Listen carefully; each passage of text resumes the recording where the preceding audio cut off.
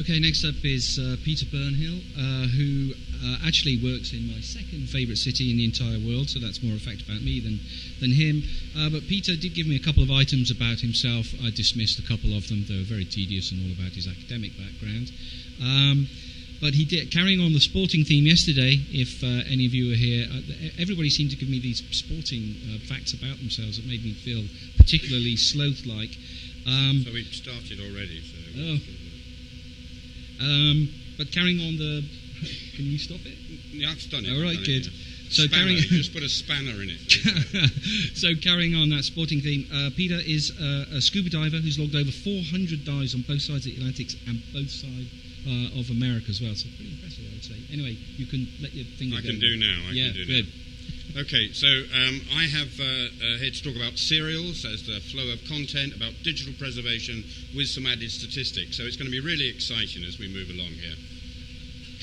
And maybe it will now move along, so let's have a go. Right, so we're in a position with good news, and you know about all the good news, the internet, the web, the fact with mobile devices, that it's ease of access, any time, any place, all of that.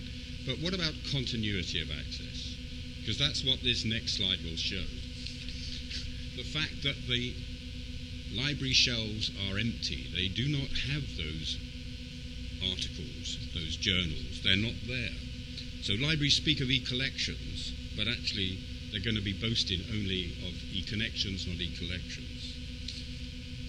So suppose there's a supposed threat, therefore, to the scholarly record, a new concept of the indefinite article that may or may not last. And actually, research libraries are really concerned about that. Some will not go e-only, and it's a global matter. You know, increasingly, as we know, any researcher is using work that's published and written all over the world. You can say that the US has got a lot, the UK's got a lot, but really it is across the world. And you have had archival responsibility thrust upon you by this curious technological twist of fate. You are the ones now have to step up the plate to look about loss, digital decay, and to recognise the challenges that there are. Fortunately, there are some heroes in this story. They've stepped up with their digital shelves and with some archival intent, and they're of different sorts, as you can see. The ones you know, but maybe the ones you don't know. And what's important, I think, is that you recognise that you don't put all your eggs in one basket.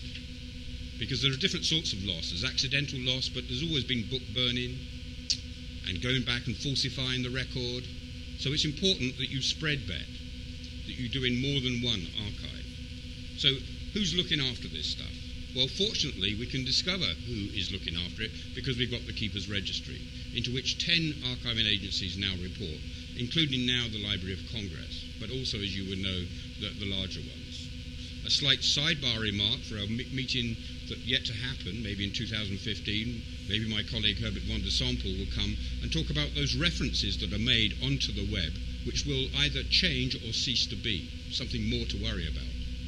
But maybe e-journals are going to be easy, yes? We should have done that by now, shouldn't we? Well, we can see there's a build-up in the number of titles that are actually being recorded as being looked after.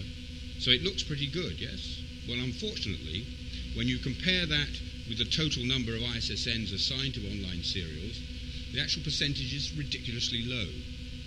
Less than 20% of those online titles are being preserved by somebody, and only 7% by 3 or more. So maybe we concentrate and focus on what the libraries care about. So we took 3 libraries, Duke, Columbia, and Cornell. And we got their library lists and we checked that against the registry, and only about a quarter are being looked after. So that's not very clever. So what's one of the explanations? Well, maybe it's this long tail.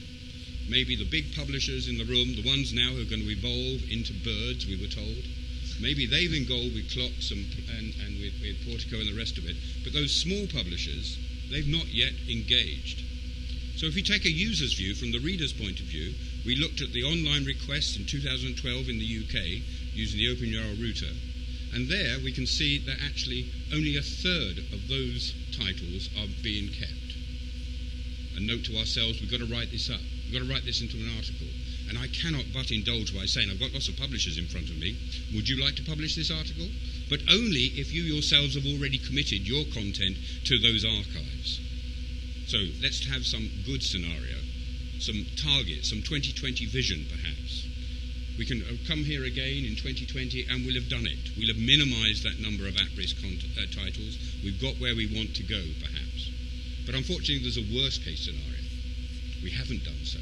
We've sat around on ourselves, not done it, and there will be justifiable claim of neglect on our part if we haven't done what needs to be done, because material will have been lost. Well, what can you do? Well, firstly, you engage with those real heroes and make sure you do not just one, but maybe two or three, including the national libraries, backups all the way through. So you need to publish, but make sure it doesn't perish. But then also, you've got the understanding now you engage with the Keeper's Registry, both to find out your titles, your list of titles, see whether they are in actual fact being preserved, and which volumes and issues are being preserved, but maybe also enroll now in our new services.